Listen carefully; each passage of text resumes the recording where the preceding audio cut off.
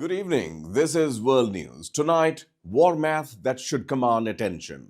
The United States has now deployed more military force to the Middle East than during three major wars combined. Aircraft are moving, carriers are going dark, and the distance between deterrence and confrontation is shrinking fast. We begin with the scale and the signal of Washington's military surge around Iran. The numbers are stark. In just 36 hours, Washington positioned its 12th C-17 Globemaster at bases encircling Iran, each capable of carrying 77 tons of weapons. And now, the USS Abraham Lincoln is moving into the Arabian Sea. More US assets than the Gulf War, more than Iraq, more than both combined, and Tehran is watching closely. The USS Abraham Lincoln is on the move, and the stakes couldn't be higher. As of January 20, 2026, the latest U.S. Naval Institute report shows the Nimitz-class aircraft carrier was transiting westbound through the Andaman Sea just after passing the Strait of Malacca. Its destination, the Arabian Sea, placing it within striking distance of Iran. But here's the twist. The Lincoln has gone completely dark. Its AIS transponders are switched off, a standard security measure for sensitive operations, yet one that adds a heavy dose of uncertainty amid rising US-Iran tensions. At transit speeds of 20 to 25 knots, the carrier could reach the Arabian Sea in less than 48 hours. That puts the clock on a potential confrontation with Iran officially ticking. The Lincoln isn't alone. Accompanying it are three destroyers, the USS Frank E. Peterson Jr., USS Spruance, and USS Michael Murphy, all armed with Aegis missile systems and long-range Tomahawks. Meanwhile, the carrier's air wing includes up to 90 aircraft, from F-18 Super Hornets to F-35C Lightning IIs, capable of long-range strikes with aerial refueling. Hours from now, the carrier could establish a patrol in the Arabian Sea, placing it just a few hundred miles from Iranian territory, a position that allows the U.S. to respond immediately to any provocations. Air reinforcements are already in place. F-15E Strike Eagles have been deployed to Jordan, C-17 cargo flights have delivered crucial equipment, and coalition partners like the UK are coordinating Typhoon fighter patrols. This is more than a single ship. It's a full-scale show of force. The Lincoln's rapid deployment, tracker blackout, and full combat readiness sent a stark message. The U.S. is ready to act if tensions with Iran escalate. But the question on everyone's mind is, will this be a standoff or the opening countdown to conflict? Iran's military response is no longer subtle. A senior commander has issued a blunt warning to Donald Trump after remarks targeting Iran's supreme leader. Rear Admiral Habibullah Sayari says Trump crossed a red line, calling the comments, quote, dead wrong. Iran's armed forces now say any threat to the supreme leader would trigger devastating retaliation, and the message is being echoed at the highest diplomatic level. A senior Iranian military commander has just delivered a sharp warning to Donald Trump after the U.S. president made provocative remarks about Iran's supreme leader, and the response from Tehran, blunt, public, and unmistakable. Rear Admiral Habibullah Sayari, deputy chief of Iran's Army for Coordination, says President Trump crossed a red line. Responding to Trump's calls for an end to Ayatollah Syed Ali Khamenei's leadership, Sayari dismissed the remarks outright. His words were simple and forceful. Trump was dead wrong. Sayari's statement comes amid a wave of increasingly direct warnings from Iran's top military and political leadership. Just a day earlier, Armed Forces spokesperson General Abul Fazl Shakarchi said any hostile action against the supreme leader would trigger devastating military retaliation. He brushed off Trump's rhetoric as clamor, but made clear that an actual attack would come at a very high cost. Iranian President Masoud Pezeshkian echoed that message. He warned that any move against Ayatollah Khamenei would amount to a full-fledged war with the Iranian nation. Together, the statements signal a unified message from Tehran. The supreme leader is not just a political figure, he is a red line. These warnings come as Iran continues to face unrest that began with economic protests in late December. Iranian officials claim the demonstrations were later infiltrated by riotous and armed elements, which they say were backed by the United States and Israel.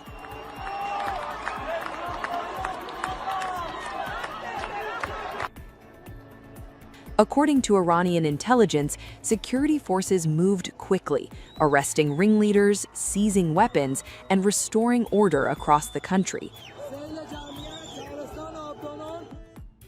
Trump has repeatedly commented on the protests, at times suggesting the U.S. could intervene militarily if Iran confronted demonstrators. He has also made personal remarks about Ayatollah Khamenei, calling him weak, sick, and even an easy target.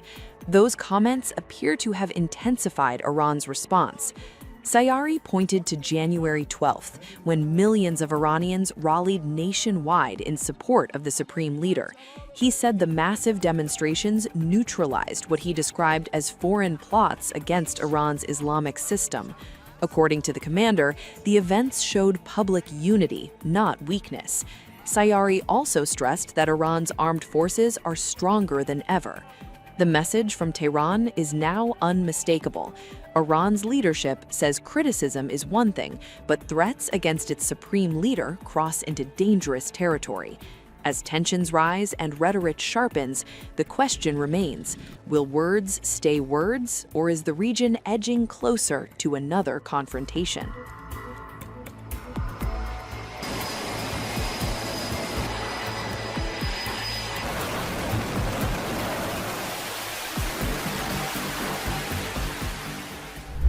Now, this warning did not come through state television. It came through the Wall Street Journal.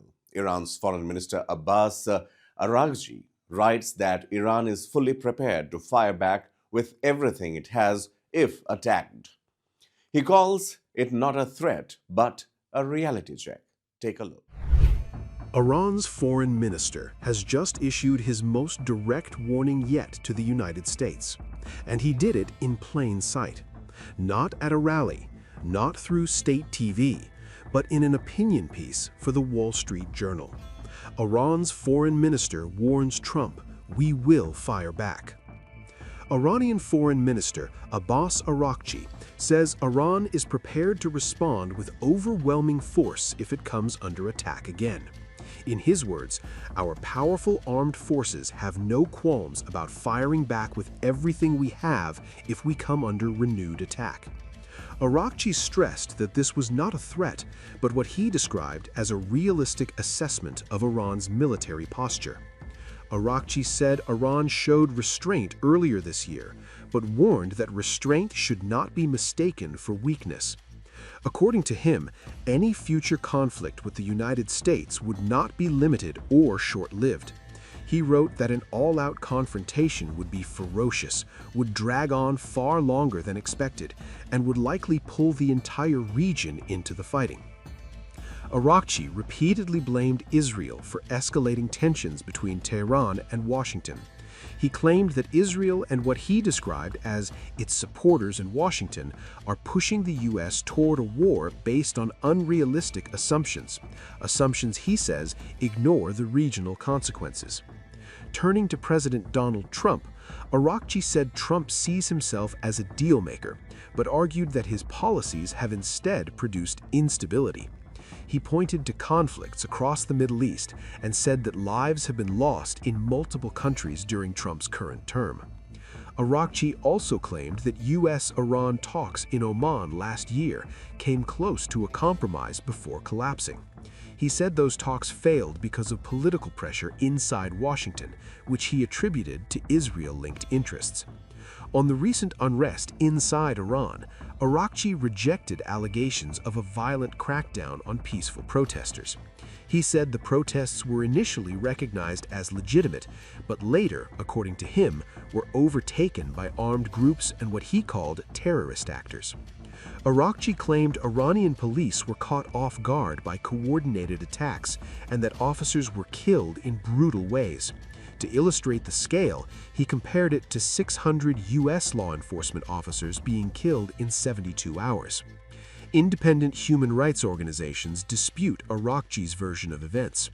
While Iranian officials say around 5,000 people were killed, activists and opposition groups claim the number could be significantly higher, with tens of thousands detained. Those concerns were cited when Araghchi was barred from attending the Davos World Economic Forum. Despite the warnings, Araghchi insisted that Iran prefers diplomacy. He said Iran remains open to what he called serious and respectful negotiations, but is no longer convinced the U.S. shares that approach. His message to Trump was blunt: try respect. Araghchi says Iran wants peace, but is prepared for war. Whether this public warning leads to talks or deeper confrontation remains to be seen. Now, from Gulf, a stark warning. Qatar's Prime Minister Sheikh Mohammed bin Abdul Rahman Al Thani says the Middle East could, quote, explode at any moment, unquote. Speaking at Davos, he urged regional players to step back from the brink, warning that a direct US-Iran clash would be catastrophic. With Gaza unresolved, Red Sea attacks escalating, and great powers watching closely, analysts also warn a single spark could trigger consequences far beyond West Asia. Right now, a stark warning is coming from the heart of West Asia. At the World Economic Forum in Davos, Qatar's Prime Minister said the region could explode at any moment. And that warning is not hyperbole, it is a signal. Qatar's Prime Minister Sheikh Mohammed bin Abdul Rahman Al Thani spoke on January 20th, 2026, and his message was clear. West Asia is sitting on a powder keg.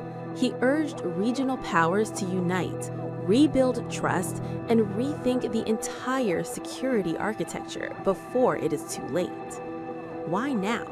Because the fault lines are widening. Inside the Gulf Cooperation Council, deep rifts are emerging. Saudi Arabia and the UAE, once close allies, are at odds over Yemen. The UAE is backing separatist groups, while Saudi Arabia is pushing to keep Yemen united. This disagreement is not just diplomatic, it is military, and it is destabilizing the entire region. Qatar, positioning itself as a mediator, is calling for dialogue.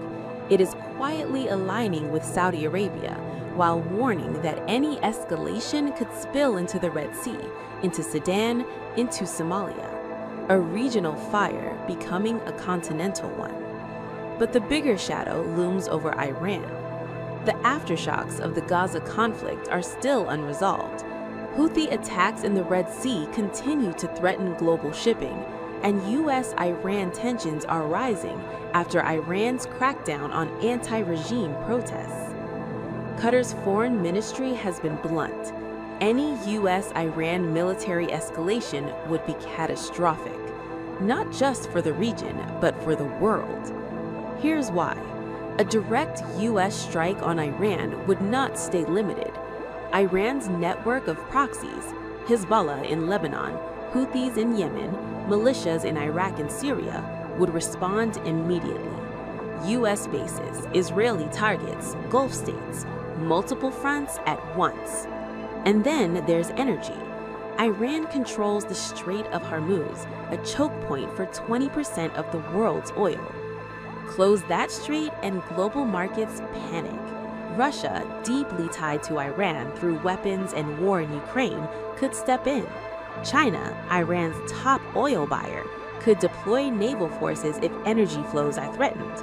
One direct clash, one misstep, and a regional war becomes a global one. This is why Qatar is sounding the alarm. It hosts U.S. bases, talks to Iran, and mediates conflicts others cannot. The message from Davos is simple and chilling. West Asia is not drifting toward crisis. It is standing at the edge. What happens next could shape the world. From carriers going dark to warnings issued in plain sight, the story is about scale, signals, and the narrowing space for error. We will continue to track every move in Washington, in Tehran, and across the region. That's World News. Thanks for watching.